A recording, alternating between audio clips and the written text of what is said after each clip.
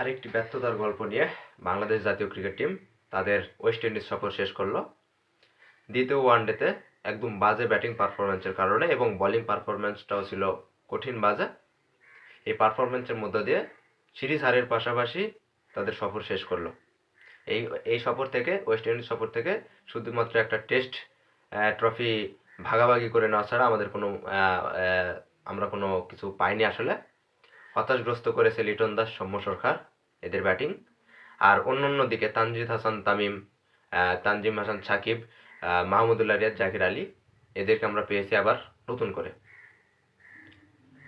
জাকির আলী এবং মাহমুদুল্লাহ রিয়াদের যে পারফরম্যান্স প্রথম ম্যাচে, সেটা ছিল অনেক ভালো একটা কন্ট্রিবিউশন ছিল। সেকেন্ড ম্যাচে আমাদের তানজিম হাসান সাকিব বোলিং থেকে ব্যাটিং হয়ে যাওয়ার যে গল্প, এই গল্পটা কিন্তু অসাধারণ ছিল।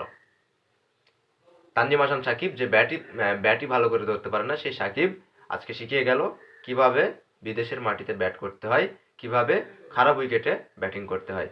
আসলে উইকেটটা কিন্তু খারাপ ছিল না, সেটা আমরা ওয়েস্ট ইন্ডিজের ব্যাটিং লাইন আপ দেখলে বুঝতে পারবো যে উইকেটটা খারাপ ছিল না। আমাদের ব্যাটিংরা শুধুমাত্র তাদের টেকনিকের কারণেই ভালো খেলতে পারে নাই। আসলে এইভাবে আর কতদিন? মাহমুদুল্লাহ রিয়াদ টানা 3 ম্যাচে 3টা 50 করেছেন। যে মাহমুদুল্লাহ রিয়াদকে বুড়ো বলে আমরা আখ্যা দিয়েছি, যে মাহমুদুল্লাহ রিয়াদকে দল থেকে ছেঁটে ফেলার জন্য বিভিন্ন রকম পরিকল্পনা হাতে নেওয়া হয়েছিল, সেই মাহমুদুল্লাহ রিয়াদ দিন শেষে আমাদের বাংলাদেশকে নতুন করে রিপ্রেজেন্ট করে। আর অন্যান্যরা মজা নেই।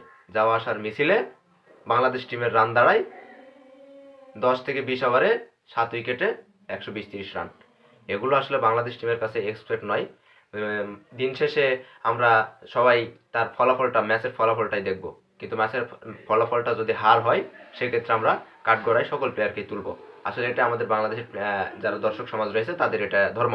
তো বিষয়টা হচ্ছে এই জায়গাতে যে আমরা যে ব্যাটিং লাইন আপ, এত বড় ব্যাটিং লাইন আপ নিয়ে গেলাম, সেই জায়গাতে আমাদের টিমে শুধু 4 জন মেইন বোলার আমরা নিয়ে খেলেছি।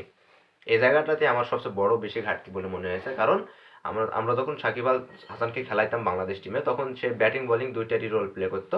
সে একদম জাদ্রেল অলরাউন্ডার ছিলেন। তো এই সাকিব আল হাসানের অভাবটা কিন্তু হাড়ে হাড়ে টের পাওয়া গেছে। কারণ 4.5 জন বোলার নিয়ে কখনোই ওয়ানডে ম্যাচের মতো ম্যাচ জেতা যায় না, এটা কখনোই সম্ভব নয়। আসলে 5 জন বোলার নিলে এই দিক থেকে আবার ব্যাটিং হয়ে যাচ্ছে 6 জন, এই ব্যাটিং এর দিক থেকে আবার আমরা লাইন আপ দুর্বল হয়ে যাচ্ছে। তাই জাদ্রিল একজন অলরাউন্ডার আমাদের খুবই প্রয়োজন, সাকিব আল হাসানের মতন।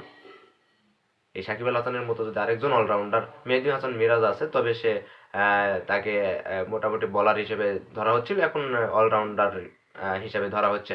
তো এই জায়গা থেকে সাকিব আল হাসানের মতো তার পরিপক্কতা আসে নাই।